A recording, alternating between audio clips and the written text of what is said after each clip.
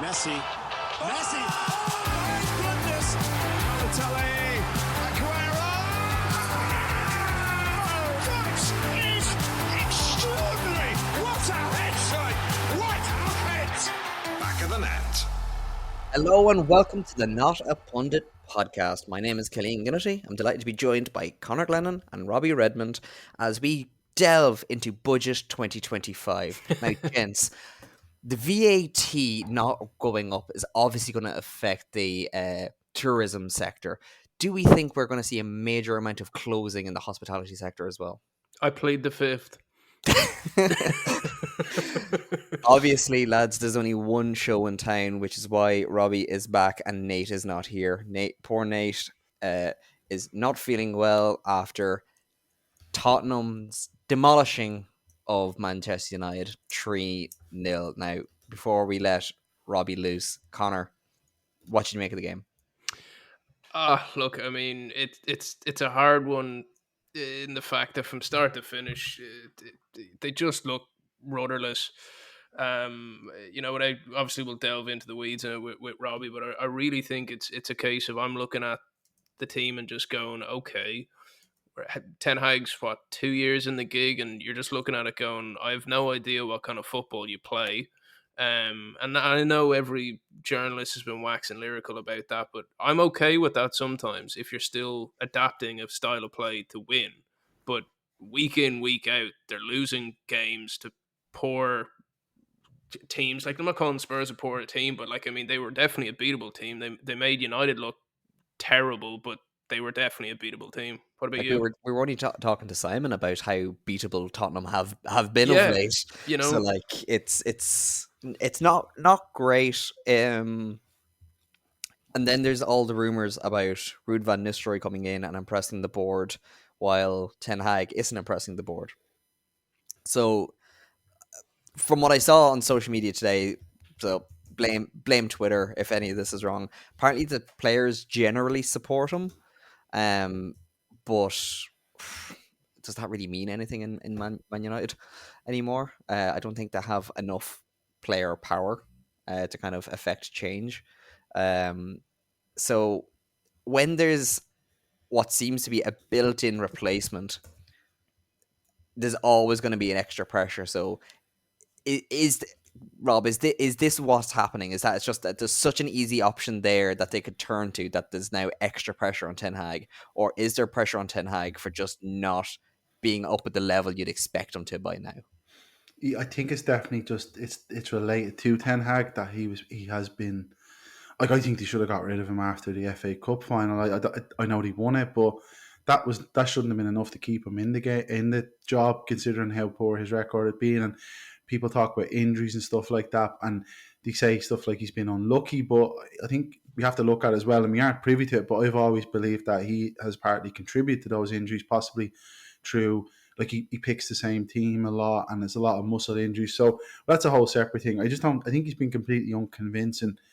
And the fact that he kind of interviewed him again for his own role in the summer, if it had been me, or I suppose it's easier to say when you're getting paid.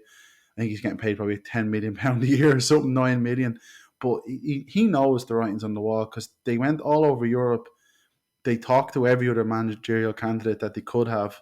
Like, they spoke to Tuchel, they spoke to Pochettino, both of whom would have been way better. And then they kind of just stuck them with Ten Hag. But under the kind of the catch had to be that you had to bring in his whole new coaching staff, which was, one of them was Van Nistelrooy. So that's not good when that's happening to a manager. That it's kind of effectively they're proofing themselves, because they know eventually they're going to have to sack him. And they made a mistake. Like these Ineos guys spent ages trying to buy the club. They done all the due diligence. They've been briefing to the media. They have Sir Dave Brailsford. They have Ashworth they got from Newcastle, Omar Barada from Man City, Wilcox, who was from Southampton, who was previously at Man City. So they got all these boffins in the room, and their first big decision was to keep their manager, who hasn't performed, who, it's not like he's Ole Gunnar Solskjaer, who was a club legend and you kind of had the sympathy vote. He's not like Mourinho, who had brilliant success in the past and was so charismatic. He's just a random Dutch coach. Like he reminds me of the guy from The Simpsons, Rex Banner. Do you know the guy who's chasing Homer? He's a charisma vacuum. Like I think you're right though. I think you hit it right Yeah. just from what you said there. In that he's a coach. He's not a Yeah. manager. You know, Yeah. that's the key thing here. And what I don't understand is I totally agree with you that they should have got rid of him at the end of last year. I think it would have been a nice way to just sign it off. He gets a trophy, goes in the sun, no harm, no foul. Financially as well, it would have been a lot easier to offload him at that point because what? You had feck all left on his deal at that point. Well, now you're sitting looking at a contract till 2026. Okay, so on paper, that's, we'll say 9 million a year, 18 million total, plus his backroom staff. You're probably talking the guts of 25 mil. Even that, they gave him a 1-year extension. Like if they really believed in him, they'd be giving him a 3-year extension. So he surely knows this is what's happening. And he's just completely unconvinced. And even like it's easy to say now we didn't have a podcast then, but I wasn't convinced when he got the job. To me, it felt like the cheap option because I think he was only $1 million to get him out of his deal at Ajax, whereas I think Pochettino was something like 20 million PSG wanted. So it felt like the cheap option. And he was appointed by Murtaugh, who's left the club, and Fletcher, who was like technical director, but he had no qualifications for us. So, and if you even look at his record, like what's his big achievement? Getting Ajax to the semi-finals where he lost the Spurs. Like, is that it? There's one quote that came out of him when he was asked about his job security that I was just like, this is just a man trying to buy time. He said, in May, in all my last 6 seasons, there were always trophies. And so again, this is what we're aiming for. It's like, I'm sorry, mate. You can't rest on your laurels like that. Like. Yeah. It's like Ange, like we were talking to Simon about, like Ange saying, "Oh, I always win a trophy in my second year." Like, don't be making these silly predictions that just aren't. Whatever about true. That at least goes, okay, this year, and he's looking at every game, but going, hang on, lads, just give me till May, I'll win something, don't mind me. Like, that's just mental to me. Yeah, like winning a League Cup though, or like with the squad that's cost like 600-700 million, like it's. And then the FA Cup, which is a one-off game. But like this is football. Anyone can win in a one-off game. They almost lost to Coventry in the previous game. But this is just the bigger stuff. If you actually look at them on the pitch, like it's a complete mess. Like it's just a mess. I don't know what they do all week. And he could blame the players. Like he can't. It's not his fault that Rashford backs out of a 50-50. He can't take the blame for that. But he can't take the blame for where the players are positioned when United lose the ball. Like if you're playing five-a-side and a guy runs 2/3 of the pitch and squares it and your team score, like that's terrible. Like that's what I was going to say. And when you were saying about position, all I could think was that Van der Ven goal in the Spurs game. Like, I am sorry, that is one of the biggest howlers defensively I have seen. Let's just even keep it United in like 5 years more. Yeah. Like he just ripped them apart. Good, like I haven't seen a defender run that well since Nathan Collins. Like, yeah, like to be fair to Van der Ven, it was good. Like it was brilliant. But it shouldn't have been able to happen. Even that's exactly it. And you look at the personnel. So like he's got all these players. Like United were conceding not as goal as bad as that, but you're conceding dodgy goals from the time Ten Hag took over. I remember like they lost their first match to Brighton. They got hammered in their second match. Like Ronaldo played in their second match against Brentford away. Like they got lost 7-0 to Liverpool at Anfield. Like, and he's got new right backs. He's got new centre halves. United have done something this summer that I never thought they'd do. They got rid of like dead weight and fringe players and used that money to generate to buy new players. And so he's got everything he'd really need. But this is worse than Solskjaer. Like I remember I was at United match when Solskjaer was near the end, and you could feel it coming, but it was a bit more fun, or there was a bit more like, I don't know, he felt something more about it. But this team is just, and he's, as I keep saying as well, like not that much, he's such a charisma vacuum. Like, and United fans as well, like they need to get over this idea of support and, oh, we have to support the manager because we supported Ferguson. That's gone. That's from another era. Like if he's not good enough, he's not good enough, and move him on, and he will eventually find his level, which is probably back at Ajax or Southampton or something like that. He's not an elite level coach from what I can see. And the stats back you up on that, because Killian, I know you're a man who likes a stat, and I saw one during the week that Erik ten Hag has only lost one less game in his last 28 matches for Man United than Gary Neville's record during his stint at Valencia. So when you break that down, his last 28 games for United, 10 losses, 42 goals and 40 conceded. Like, I am sorry. Like, there's that, you can't no one would be able to defend that, you know? Sure, I think in the last, I can't remember how many games, but I think Everton have more points in the Premier League than Man United. Like since, from the end of last year up into the new season, like Everton that we're talking is a basket case and is relegation fodder and was like so lucky to survive last year. Like I know it's probably more kind of bad timing, but there kind of does seem to be a little bit of a pile-on against Ten Hag, not just from like the usual suspects, but like one of his former backroom staff and Benny McCarthy. Rob, what did you make of the comments where he was accusing Ten Hag of not having the passion needed and the passion and fire that players expect from a coach anymore? Well, it's you don't want to hear your ex assistant coach saying stuff like that. Like, is there a little bit of a sour grapes that he's no I longer think so there? because he was one of the players the coaches who've been moved aside for Van The new Nistelrooy. crew. Okay. Yeah, like him and Steve McLaren.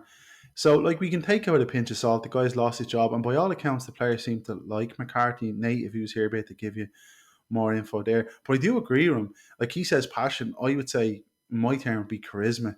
It could be passion as well. Just missed a bit of maybe tact. it's yeah, personality as well. Like it just it's not to kind of hang your hat on. I do think with a lot of elite players, like you see someone like Klopp. Like Klopp was like obviously a very great. He's a brilliant coach, but if when you're not going to say his best quality was his tactical acumen or anything like that, or his business in the transfer market, it was literally just his passion and how we could get players to just perform above themselves. And that might mean Marcus Rashford not bottling a 50-50. Like, you know, that way, just by having someone who has that passion, or it could be someone who has like a fear factor, like the way Ferguson would have been or Mourinho might have been.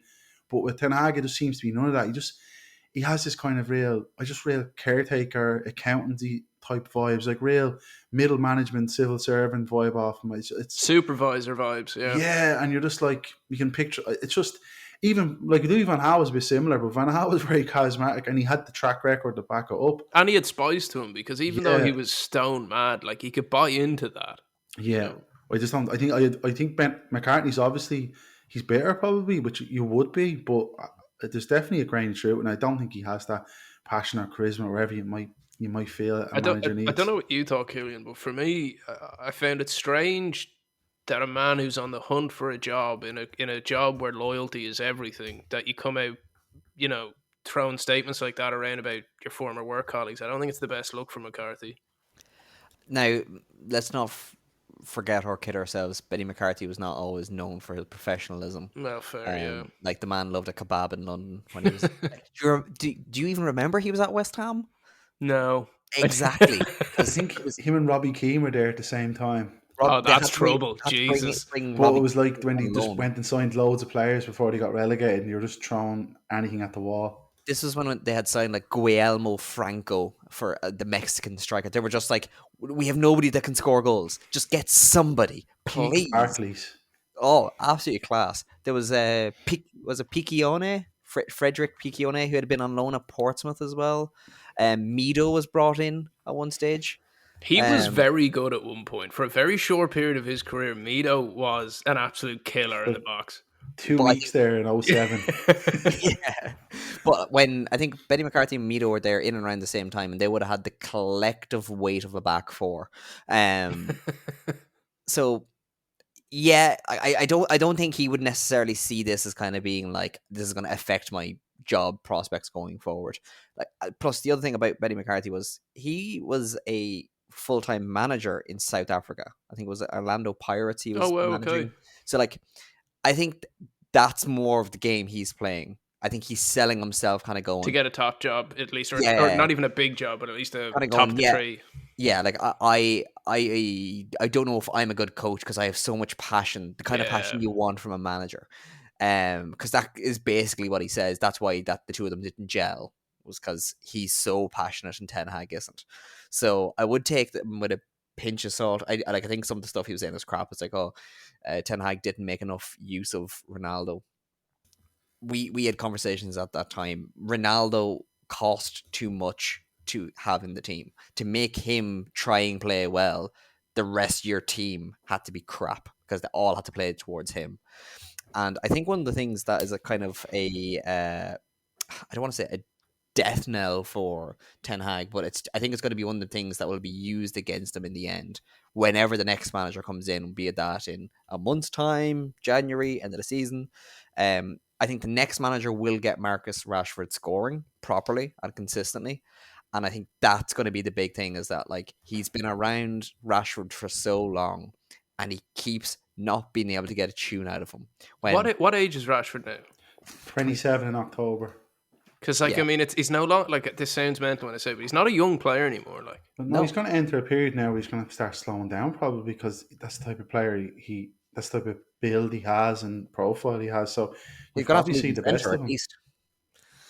Like they'll have to move him center because like he's not gonna have the physicality for much longer to be able to kind of play that kind of left forward role. I think if they wait to get a manager in the summer, if they get rid of Ten Hag, which I imagine they will, I would be surprised if Rashford is still there for that new manager for long anyway. Yeah, I think I think he should have went already. Like I'm on the record of saying that, but I think one of the things with him is because he's an academy player. I think he's going to be the benchmark by which the managers are held, and I think that will be the kind of every manager has that kind of one defining piece after kind of going like for me, Moyes at Sunderland, terrible signings. I don't even necessarily remember the bad play, but it was the terrible signings, and I think not being able to get a tune out of arguably their best player is Potential anyway.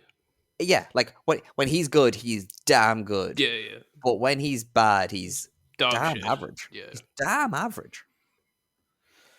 I think as well with what he's done, Ten Hag, I think he's normalised United, like getting these heavy defeats that, like, when this used to happen under Mourinho or Solskjaer or, God love him, Moyes, there will be uproar. Now it's kind of normal. Man United lost 4-0 to Crystal Palace in May, and it's just, yeah, all right, It's fair just enough. accepted, yeah. Yeah, like they can lose, they are capable of losing to absolutely anyone, and it's the same with the players. Like they're capable, like Rashford is capable of having a 30-goal season, and then he goes off a cliff. Like it just doesn't seem to matter really what Ten Hag does. It does.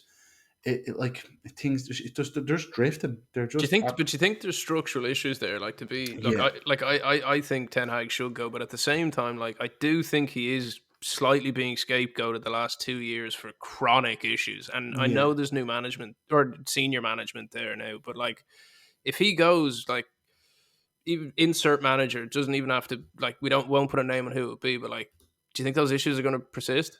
Like I think that the team will be better. Like maybe they kept him use him as a scapegoat. Like that way. Yeah. They can go, okay, we'll get him and we get Van Nistelrooy in, and while we're figuring things out, we'll kind of write the season off as well. Maybe that's what they're thinking a little bit, because he is a useful shield now at the moment for them while they settle in. I think the issues on the pitch, the issues behind the pitch will always be there, like with the Glazers, obviously. And Yeah.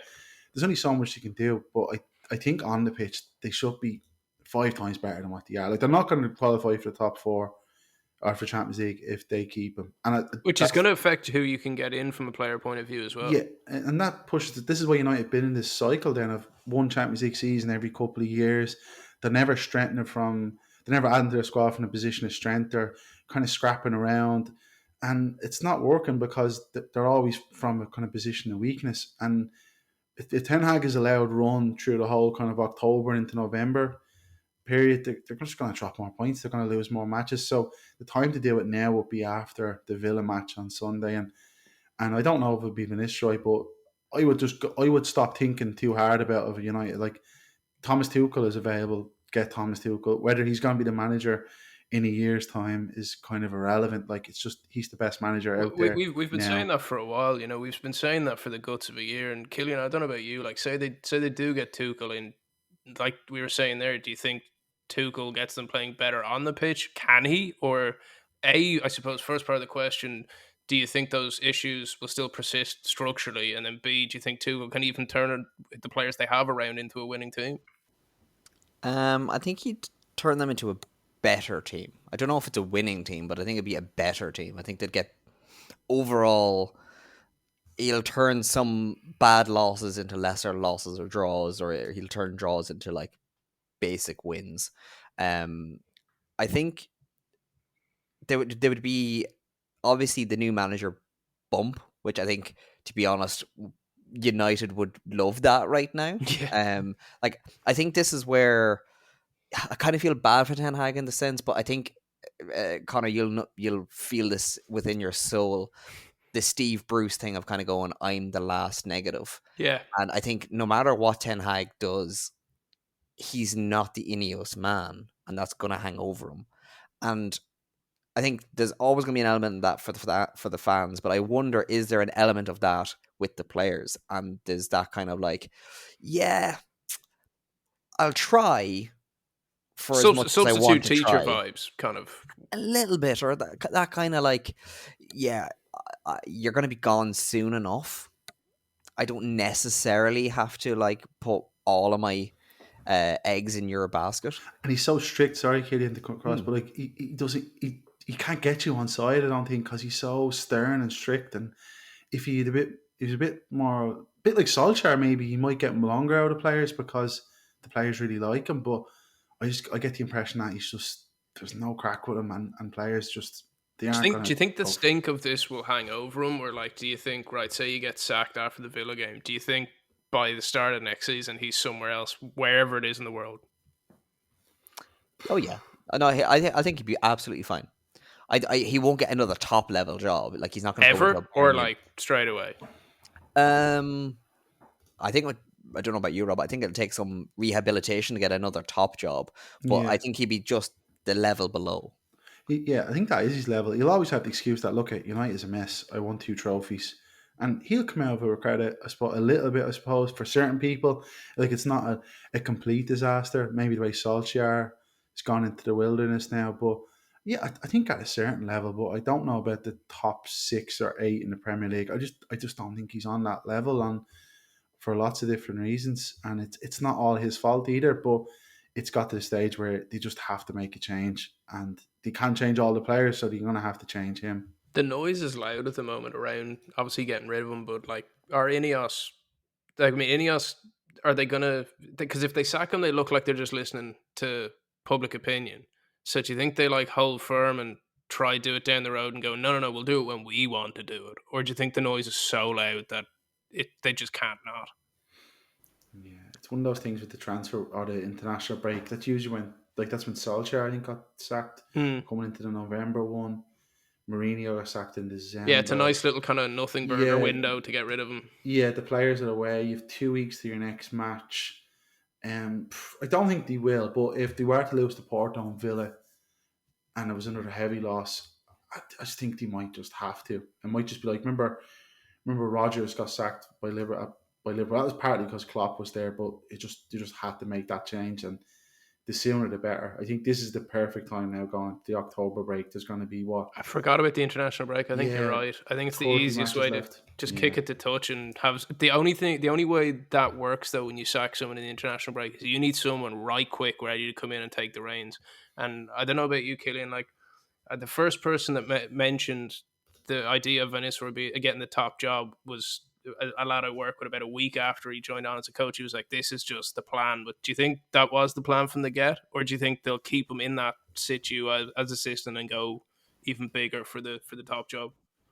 I think when he came in, like, let's not forget that he left PSV, or he was sacked from PSV. Like, whatever way it was, I don't think it was necessarily his choice, or he didn't want to be leaving it, or whatever.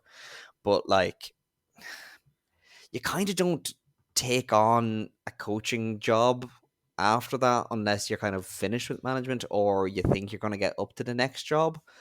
So like, I don't think they would have said, listen, when Ten Hag goes, you'll get the job.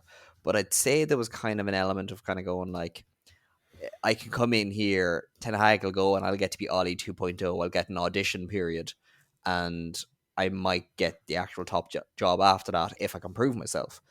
And that audition period would be pretty nice enough because Ten Hag's had such a horrible start to the season. Anything's up from there. Unless he goes colossally wrong, but I don't see it. No, and like, when you look at if they were to do it at the international break, Rob, as you suggested, like, that would be a damn long audition period from November to the end of the season, unless somebody else came up. Because I don't think it's realistic for Tuchel to come in mid-season. I don't know. It just doesn't seem like that type of manager. I He'd don't know if he probably has want before. at least a Well, pre-season or a summer window or something. he came in at Chelsea in February and won the Champions League, so Oh yeah. Wouldn't mind it. he might back himself. He can't do that with United, obviously, but he might get them back into the Champions League at the very least. It could be probably Van Nistelrooy if it does happen. Like they didn't insist on him for nothing. Like they obviously see something in him, and I mean, yeah, PSV were playing well under him. yeah. Like I don't think I ever really saw them under him. I always liked Van Nistelrooy. I think the players would like him. It could be another Ole effect, but you're still. I still would have went for Pochettino, and I probably the last person in the world who thinks that should happen. But I still think I was Van with Nistelrooy. I was with you on that one as well. I know Yeah. he won nothing at Spurs, but I think where he's the polar opposite to Ten Hag is, if you look back on those dressing room videos of Champions League time, like the players were bought in and would run through walls for him, and that is what United need. I think they need an identity, and I think that's kind of something that Poch got with Tottenham, and he hasn't necessarily gotten the opportunity to do with any other team since. Like he did well at PSG. He, as far as like our friend of the podcast, Ryan, like he was bought in at Chelsea, but he wasn't there long enough, or there was too many players to be able to actually make a real culture, a real like persona at the place that he had at Tottenham. So like I think United kind of need that either, and I don't think it necessarily has to be public facing in the sense that like I don't think it has to be like somebody that's going to be great in the press or something like that, but I think they need somebody that's going to be like that behind the scenes, that like the players kind of go, oh, he's the man, in whatever shape that may be. Like look at Sunderland, we not to kind of compare, but we were in a similar position last year where we were doing well under Mowbray. The club management and ownership wanted to push on to the next level, so they got rid of Mowbray, and they didn't get who they necessarily wanted, so they panicked and got Mick Beale, and that was terrible. So then they said, right off this season, I think we fell down as far as 15th or something under the interim manager Mike Dodds, who's the assistant manager now, and then they got in a coach that he's very understated in the press. He's good, but he's very understated. But apparently every player loves him.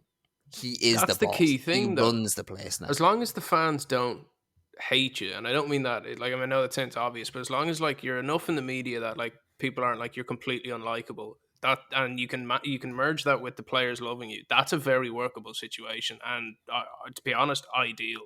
And I think that's the issue with Ten Hag. Like, not to kind of belabor the point Rob made earlier about like being that he's strict. Like Di Canio was strict when he was at Swindon and Sunderland, banning ketchup and you can't do this.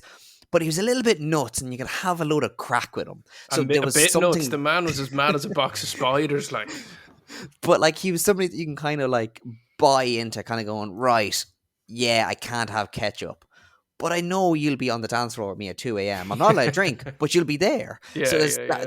there's balance to it. And I don't think necessarily Ten Hag has that kind of going, like, give a little, get a little. Like, you're going to give a little, and then I'm going to take a load off you, and then I'm going to make you go and do a load of fitness tests, and I'm going to run you into the ground, and then you'll play every game, and then we're going to be mediocre at the end of it. Because well, Robbie touched on that earlier from an injury point of view. Like when I saw they got your man O'Driscoll from Arsenal, and I thought, okay, United are going to be sucking diesel here from an injury point of view. And I'm not blaming it on O'Driscoll, but it's got to be related to Ten Hag and his training staff with the amount of muscle injuries that are coming through. we did feels mention like that. him before, and I did also say during his time at Arsenal, there was a lot of muscle injuries. Yeah.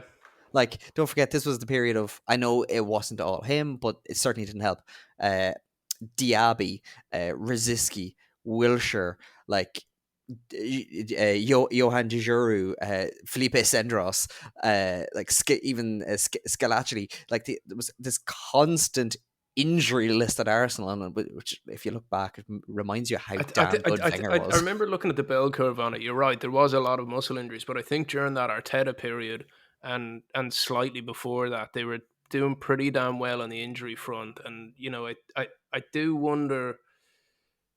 I'm all up for a manager who pushes players hard, but I think gone are the days that you can run him into the ground. Like I know Sean Dyche has what he calls the manager's day, where the sports scientists are told to just go home for the day, and he's like, I'm going to run things, and that's what I do. And I think there's a place for that in football, but I don't know, Robbie. Like, are the fans correlating the injuries to him, or is it just something we're looking into? I don't think so. It's just something I've kind of picked up on because I'm hearing people saying, "Oh, he's been unlucky with injuries." Like, listen, I think this. I don't think you can be unlucky with injuries. Full stop. When you're spending 600 million on a whole squad of players, so like, but that's just that point. But I just remember something after he lost to Brentford in his second match, and he kind of had them out the next day doing laps of the pitch on a big run. I was thinking to myself, that's like something from the 80s. Like that's gone. And no wonder him and Ronaldo clashed. And Ronaldo might have been done or in the wrong or whatever, but Ronaldo's not able to do that. Like, and football isn't like that now. And I just feel like that's. And then during the side of his first season, he'd play his full strength team in every match. Like they'd play full strength team against League Cup games. No matter who you're up against, they would play a full strength team. Yeah, there was So no load management yeah, really. and it doesn't look. It just to me, it just doesn't look like that modern of kind of a coach. And then it's just your stuff of like who he's bought. Like they're either not durable. So he pushed for Mason Mount, like Mason Mount, €60 million, £60 million. He was out of contract 12 months later. They gave Chelsea 60 million for a guy who was back up to Bruno and is completely injury prone. So the profile of players Ten Hag has got, and that's what we haven't really spoke about either, is his poor eye for a player. I think in the transfer market, like for every one success, there's five bad signings, and none more so than Anthony. Even Martinez, like he's only, I think at best he's only been a qualified success because again he misses so many matches through injuries. He's good when he plays. He can be rash and he jumps into tackles too much or whatever, but he's injured a lot. So I just think, One thing about him, I will say though, is he does give a certain hardness to your team in a good way. yeah, Like when you're playing with him, it's like, all right, it's go time. Even if I agree with you, he's not exactly what you yeah. need.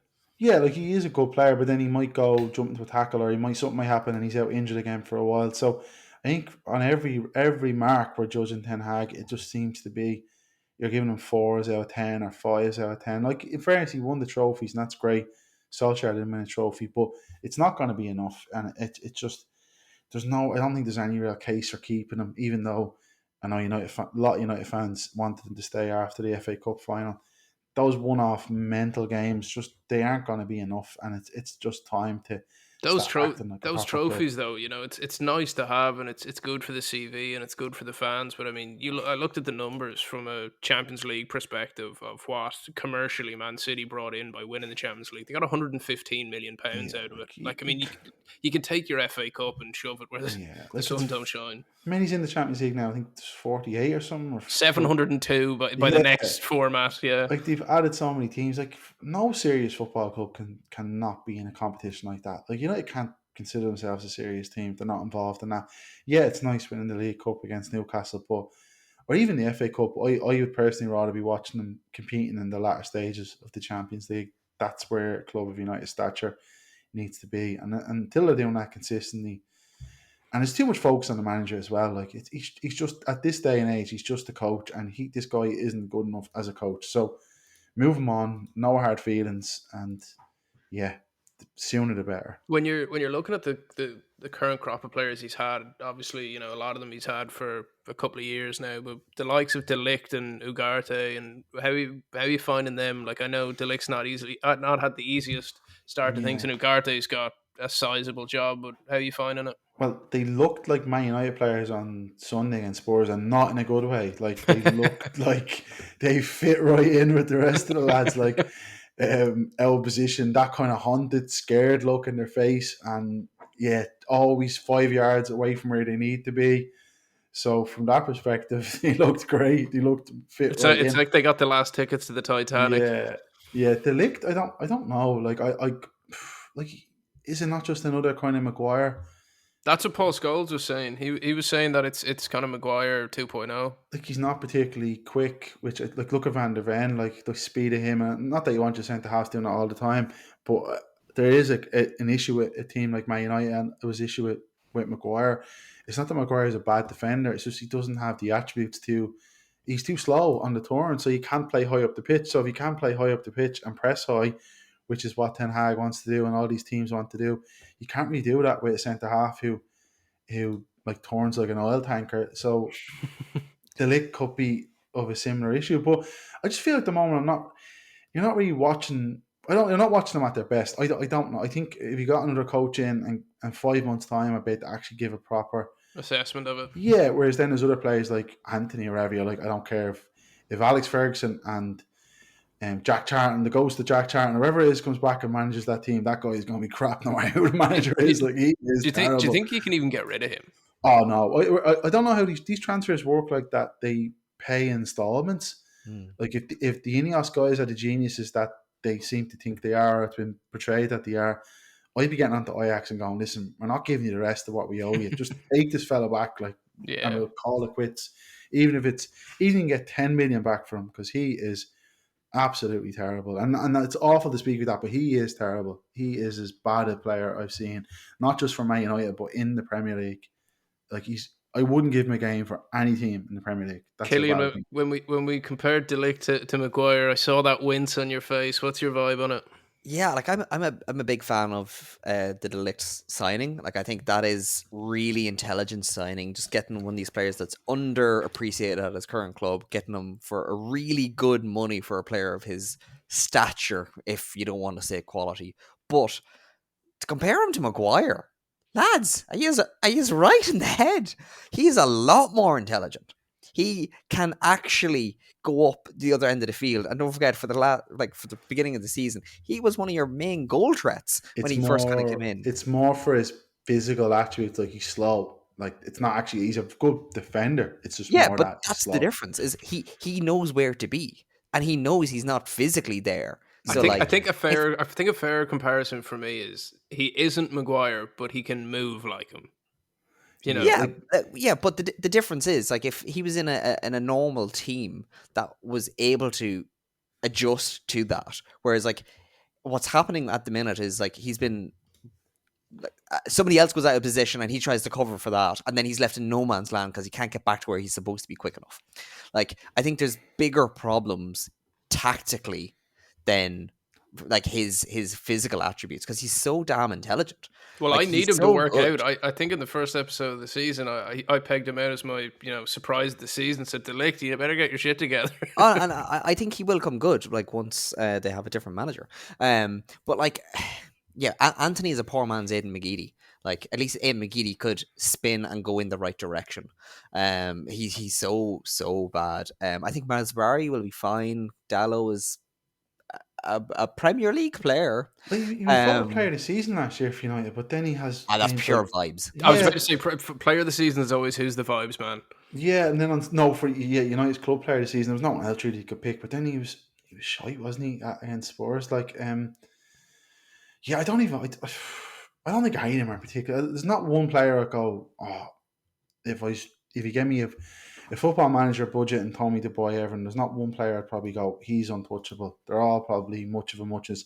The strikers are a massive issue, though. I think Xerxes and Hoyland. Like Rasmus Hoyland to me is in Shane. Not to be disrespectful to him, because he actually had a great career, but he reminds me of Shane Long.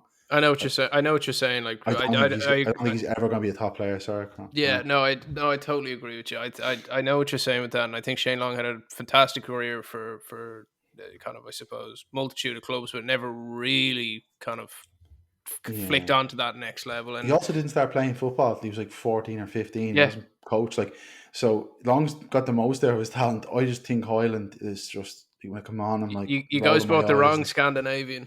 Yeah, and Xerxes as well. I'm like, what's for all these Dutch players or players who have some link to Dutch football? Like the step between Dutch football and Premier League is, I sound like one of the lads off Soccer Saturday, like Phil Thompson or something like that back in the day. Like, but it's actually true. Like the standard is, just impossible Well, to bridge that gap. if you compare it to your noisy neighbours in City, I think it was Gary Lineker or someone during the week was saying that Rodri is probably the only player in the world that would make it into, or only player in the Premier League that would make it into any team in the world. And there's not a single person on United that I'd say that about.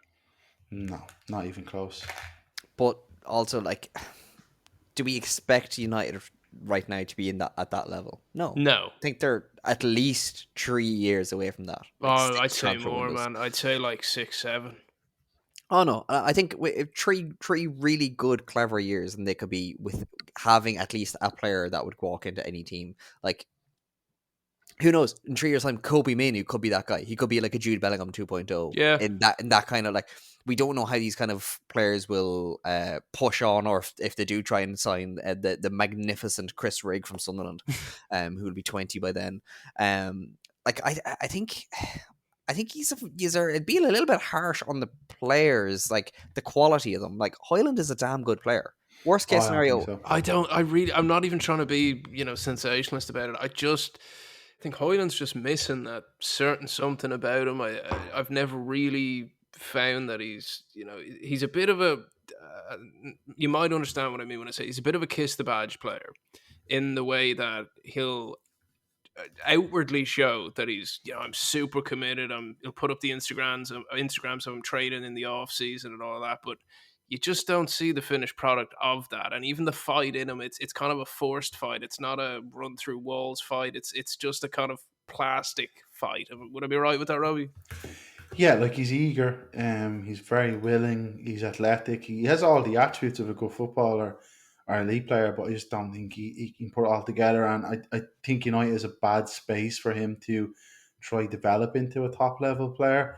Like, he should be out on loan or playing for Copenhagen or someone in the Bundesliga maybe or something like that. Man United is not the place, and they've no one else like Xerxes.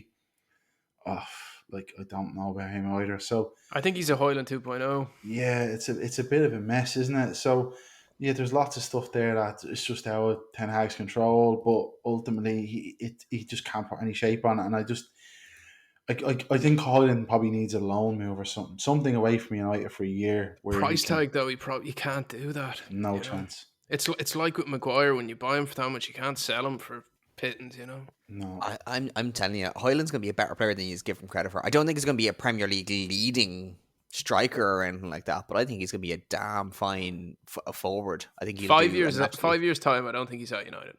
No, I can't see it. No, but I think he's still playing the Champions League.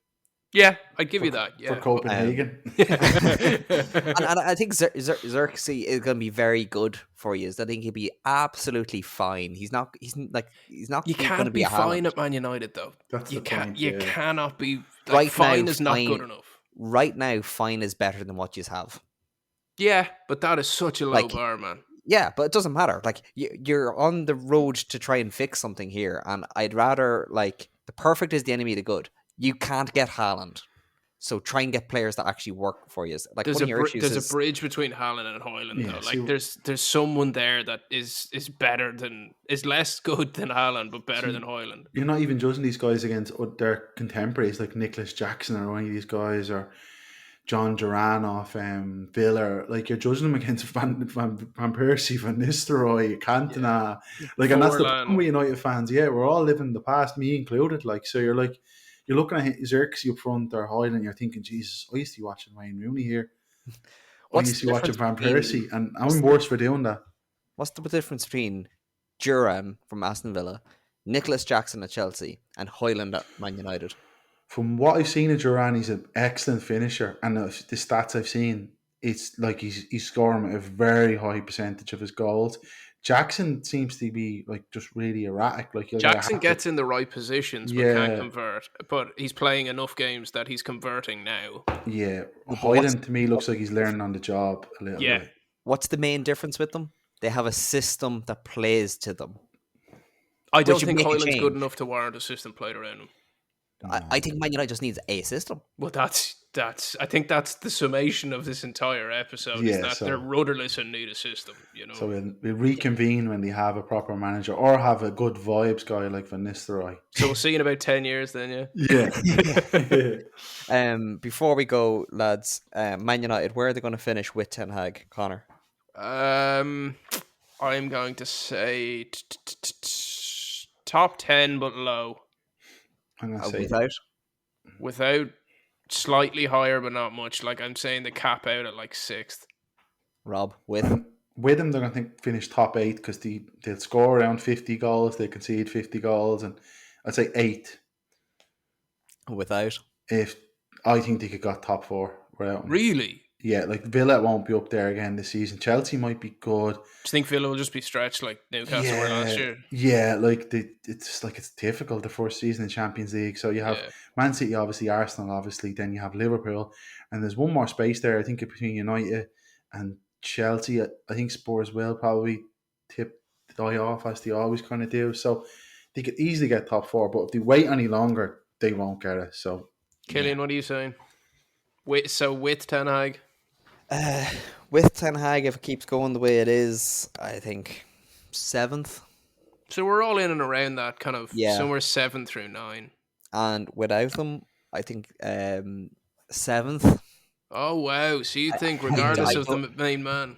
Yeah, I think that's just other teams that are going to be better at when they need to be than what United are going to be. And I think, to be honest, I think Ineos will do like what Sunderland did last year and write off this season and just aim for the next one. Yeah. And on that bombshell, we'll bring it to the end. Gentlemen, thank you very, very much. And thank you for listening and joining us this fine evening or morning or whenever you are listening to it. Now back to the budget. I know, back to the budget. I will chat to you next week. Messi. Oh my goodness! Balotelli.